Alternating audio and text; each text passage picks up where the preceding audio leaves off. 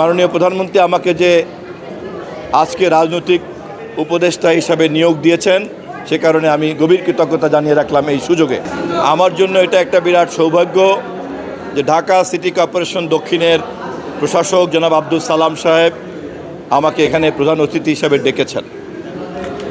ডেকেছেন তথ্যমন্ত্রী হিসাবে, কিন্তু বক্তৃতা করেছি মাননীয় প্রধানমন্ত্রীর রাজনৈতিক উপদেষ্টা হিসাবে।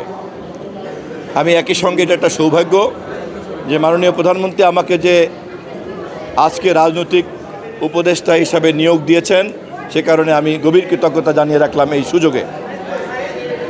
সরাসরি তথ্যের সঙ্গে সংশ্লিষ্ট না যদিও, কিন্তু তারপরেও একজন রাজনৈতিক কর্মী হিসাবে আমি মনে করি চলচ্চিত্র এবং সংস্কৃতি হচ্ছে সবচেয়ে বড় রাজনীতির মঞ্চ, এবং আমি সিটি কর্পোরেশনকে ধন্যবাদ জানাই যে এরকম একটি রাজনৈতিক মঞ্চকে, সাংস্কৃতিক মঞ্চকে তারা বেছে নিয়েছেন এখানকার মানুষকে সচেতন করার জন্য এবং আমাদের দেশের চলচ্চিত্র শিল্পকে জাগ্রত করার জন্য এবং সমস্ত গুণী শিল্পীদেরকে সম্মাননা দেওয়ার মধ্য দিয়ে তাদেরকে এবং ভবিষ্যৎ প্রজন্মকেও তারা অনুপ্রাণিত করেছেন। যেহেতু আমি তথ্যমন্ত্রীর দায়িত্বে ছিলাম, ফলে এই জগতের ভালো এবং মন্দ চিত্রটা আমার কম বেশি জানা আছে, এবং এখন যেহেতু আমি মাননীয় প্রধানমন্ত্রীর রাজনৈতিক উপদেষ্টার দায়িত্ব পালন করব, ফলে এটা আমার দায়িত্বেরই অংশ, তাকে আমি এই চিত্র তুলে ধরব।